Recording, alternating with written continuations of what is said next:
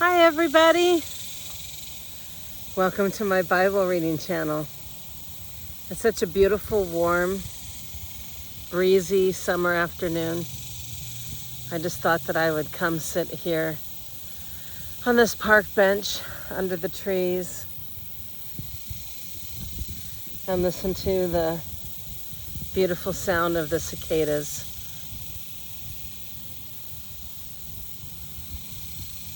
I think it's a real soothing sound. I kind of like it. Isn't it nice?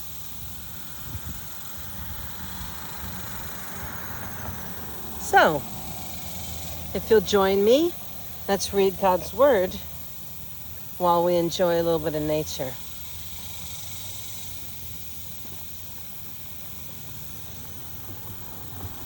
Today is June 23rd. So let's see what God says in His Word today.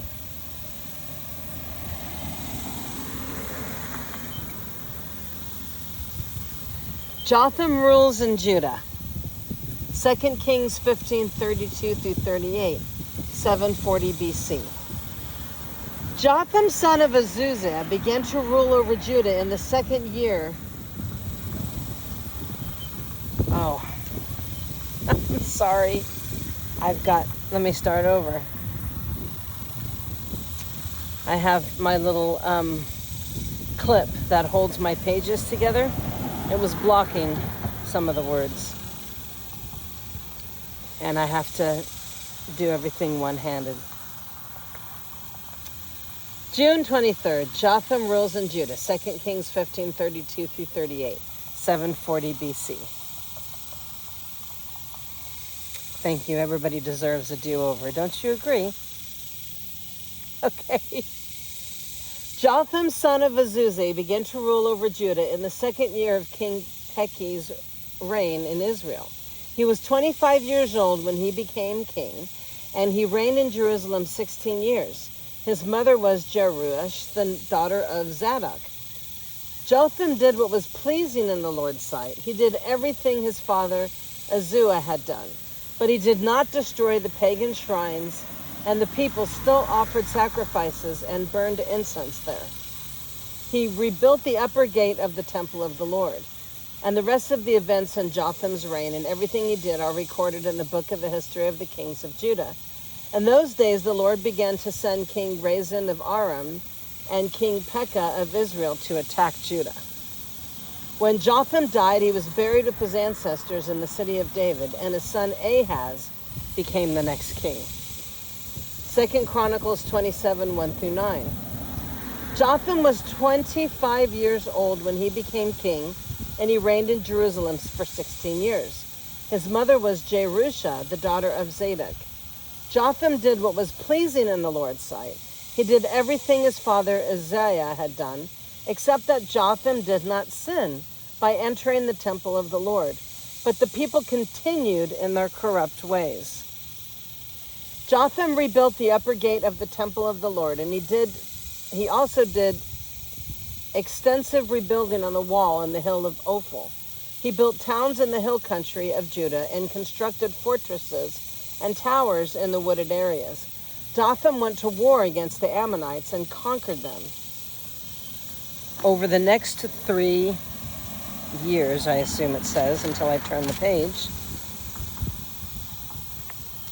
Yep. Over the next 3 years, he received from them an annual tribute of 7,500 pounds of silver, 50,000 bushels of wheat, and 50 bushels of barley. King Jotham became powerful because he was careful to live in obedience to the Lord his God. Ooh. He became powerful because he was careful to live in obedience to the Lord. That is so important. Your power lives in your obedience. The rest of the events of Jotham's reign, including all of his wars and other activities, are recorded in the book of the kings of Israel and Judah. He was 25 years old when he became king, and he reigned in Jerusalem for 16 years. When Jotham died, he was buried in the city of David, and his son Ahaz became the next king. Micah's grief over Samaria and Jerusalem. Micah 1 through 16. Micah may have spoken these words of judgment shortly before Israel was captured by Assyria in 722 BC. The Lord gave this message to Micah of Moresheth during the years when Jotham, Ahaz, and Hezekiah were kings of Judah. The visions he saw concerned both Samaria and Jerusalem. Attention! Let all the people of the world listen. Let the earth and everything in it hear. The sovereign Lord is making accusations against you. The Lord speaks from his holy temple. Look, the Lord is coming. He leaves his throne in heaven and tramples the heights of the earth. The mountains melt beneath his feet and flow into the valleys like wax in a fire, like water pouring down a hill. And why is this happening? Because of the rebellion of Israel. Yes, the sins of the whole nation. Who is to blame for Israel's rebellion? Samaria, its capital city.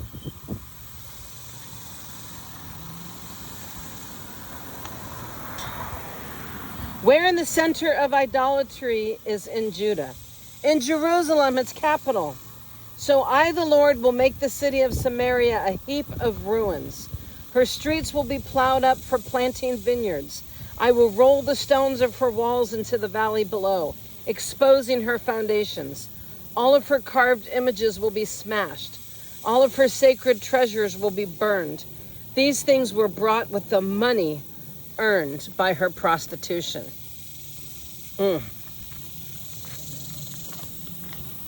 That is horrible.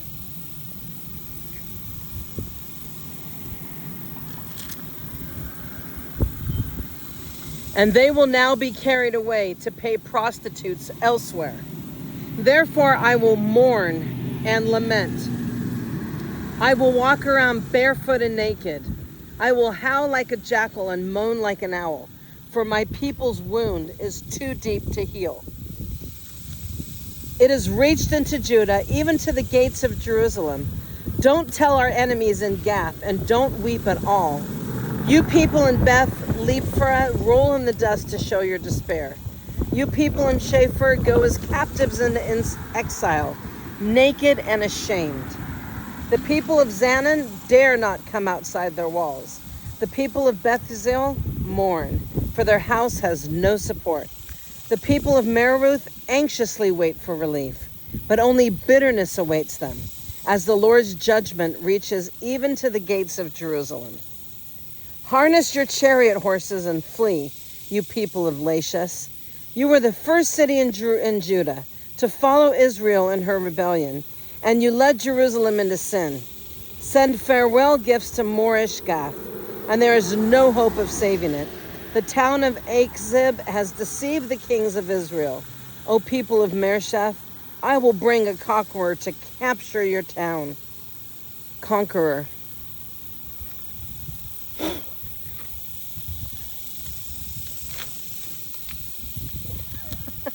There was a bug on me. I will bring a conqueror to capture your town, and the leaders of Israel will go to Adullam. O people of Judah, shave your heads in sorrow, for the children you love will be snatched away. Make yourselves as bald as a vulture, for your little ones will be exiled to distant lands.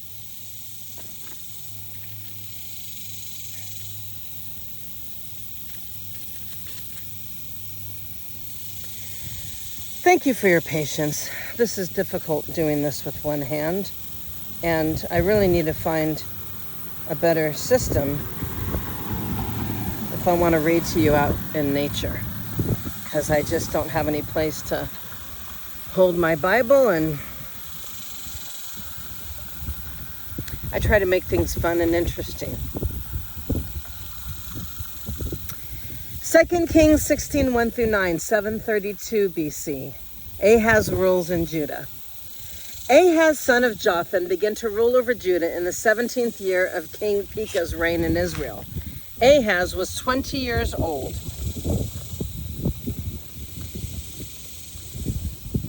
when he became king, and he reigned in Jerusalem for 16 years. He did not do what was pleasing in the sight of the Lord his God, as his ancestor David had done. Instead, he followed the example of the kings of Israel, even sacrificing his own son in the fire. In this way, he followed the detestable practices of the pagan nations the Lord had driven from the land ahead of the Israelites. He offered sacrifices and burned incense at the pagan shrines and on the hills and under every green tree. That's horrible. I'm under this green tree and I am reading God's word. I will never burn incense at a pagan shrine. Then King Rezin of Aram and King Pekah of Israel came up to attack Jerusalem. They besieged Ahaz, but could not conquer him. At that time, the king of Edom recovered the town of Eloth for Edom. He drove out the people of Judah and sent Edomites to live there, as they do to this day. King Ahaz sent messengers to King Tiglath-Pileser of Assyria with this message: I am your servant and your vassal. Come up and rescue me from the attacking armies of Aram and Israel. Then Ahaz took the silver and gold from the temple of the Lord and the palace treasury and sent it as a payment to the Assyrian king. So the king of Assyria attacked the Armenian capital of Damascus and led its population away as captives, resettling them in Kir. He also killed King Rezin. 2 Chronicles 28, 1-15. Ahaz was 20 years old when he became king, and he reigned in Jerusalem for 16 years. He didn't do what was pleasing in the sight of the Lord, as his ancestor David had done. Instead, he followed the example of the kings of Israel. He cast metal images for the worship of Baal.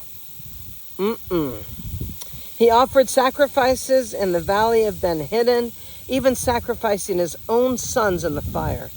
Good Lord, I would never want to do that, ever in my life. I would never sacrifice my own children. In this way, he followed the detestable practices of the pagan nations the Lord had driven from the land ahead of the Israelites. He offered sacrifices and burned incense at the pagan shrines and on the hills and under every green tree.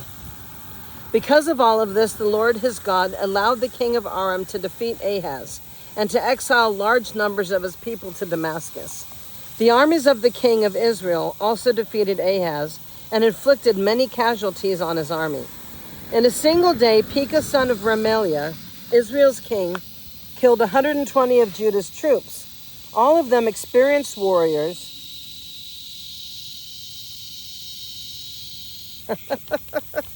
That's pretty cool.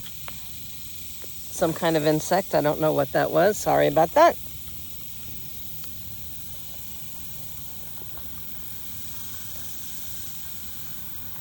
In a single day, Pekah, son of Remaliah, Israel's king, killed 120 of Judah's troops. All of them experienced warriors because they had abandoned the Lord, the God of their ancestors. So because they abandoned the Lord, he took his hedge of protection off of them.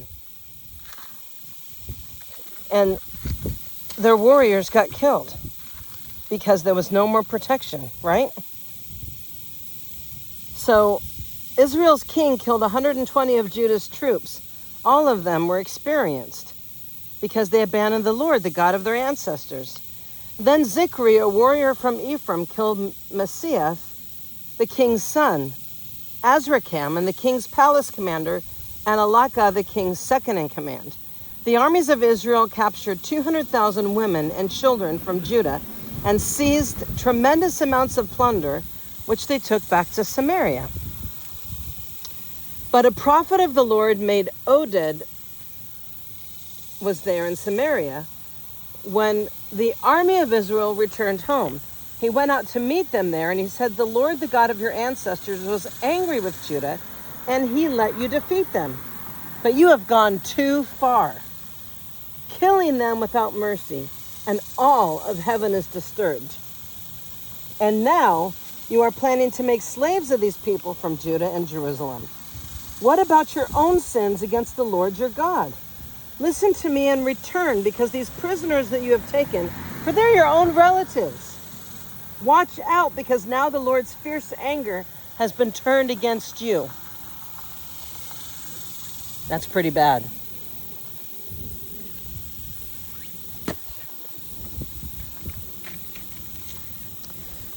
Then some of the leaders of Israel, Azariah, son of Jehodan, Berkanah, I'm sorry, guys. I'm really struggling with holding my iPad and then being able to hold my Bible to be able to read to you. I'm just going to have to set my iPad against the back of the bench here. Okay.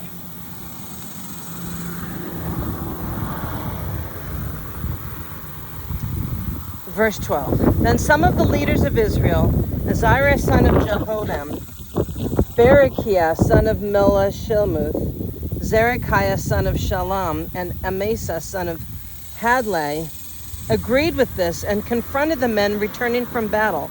You must not bring the prisoners here, they declared. We cannot afford to add to our sins and guilt.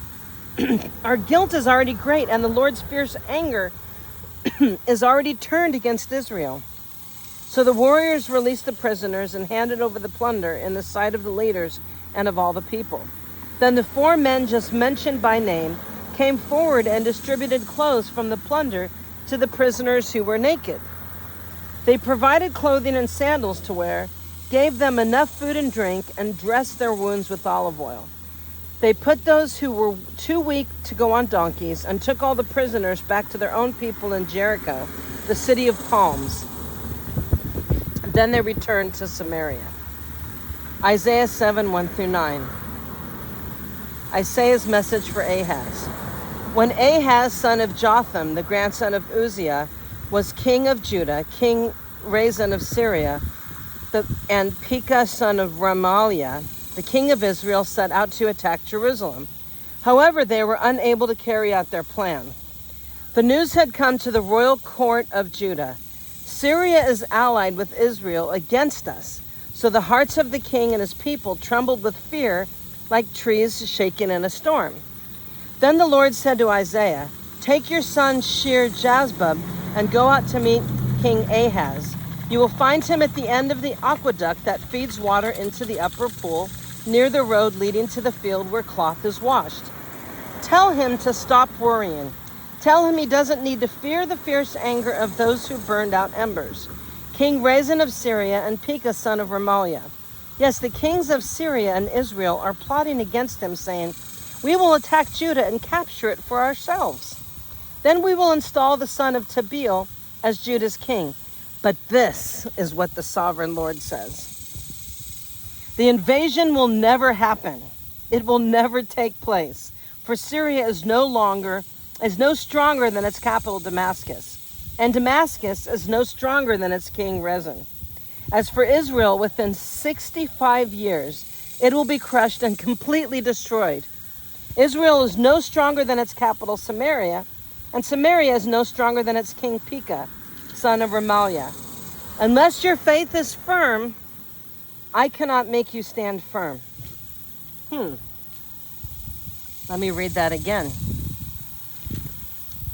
Unless your faith is firm, I cannot make you stand firm.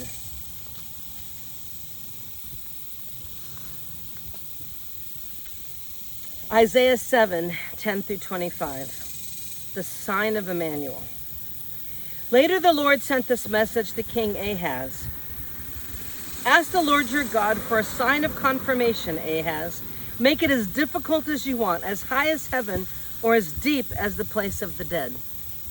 But the king refused. No, he said, I will not test the Lord like that. Then Isaiah said, well, listen well, you royal family of David.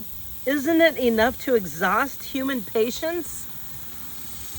Must you exhaust the patience of my God as well? All right then, the Lord himself will give you the sign. Look. This is a good one. I'm glad I'm standing up for this. The Lord himself will give you the sign. Look, the virgin will conceive a child. She will give birth to a son and call him Emmanuel. That's about Jesus. That's about Jesus, y'all. which Emmanuel means, which means God is with us. By the time this child is old enough to choose what is right and reject what is wrong, he will be eating yogurt and honey. For before this child is that old, the lands of the two kings you fear so much will both be deserted. Then the Lord will bring these things on you, your nation and your family, unlike anything since Israel broke away from Judah. He will bring the king of Assyria upon you. Wow. In that day, the Lord will whistle for the army of southern Egypt and for the army of Assyria. They will swarm around you like flies and bees. They will come in vast hordes and settle in the fertile areas and also in the desolate valleys, caves, and thorny places. And that day, the Lord will hire a razor from beyond the Euphrates River, the king of Assyria, and use it to shave off everything. Your land, your crops, and your people. How'd you like to have a big razor in your life, just shaving everything off and getting rid of everything? Oh, you don't want that. In that day, a farmer will be fortunate to have a cow and 2 sheep or goats left. Nevertheless, there will be enough milk for everyone because so few people will be left in the land. They will eat their fill of yogurt and honey. And in that day, the lush vineyards, now worth 1,000 pieces of silver, will become patches of briars and thorns. The entire land will become a vast expanse of briars and thorns, a hunting ground overrun by wildlife. No one will go to the fertile hillsides where the gardens once grew, for briars and shrubs will cover them. Cattle, sheep, and goats will graze there. Wow. Oh my goodness.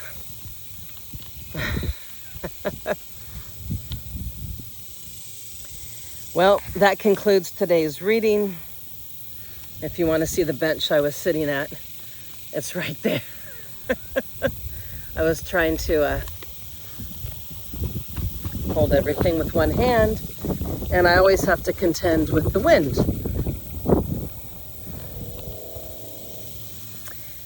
But I love being out in nature, and I hope you enjoyed today's reading, and I hope you enjoyed the beautiful sound of just the cicadas in the trees. And you know, it's really beautiful and green around here and lush. There gets plenty of moisture in this place. Well, God bless you, and I hope that you enjoyed today's reading. And I hope that it shows how mighty and strong that God is. And when you worship him and you don't give in to idols or pagan worship, that God will totally bless you and totally protect you, as well as he was bringing Emmanuel to be among us. Because that foretold Jesus, the Messiah. God bless you.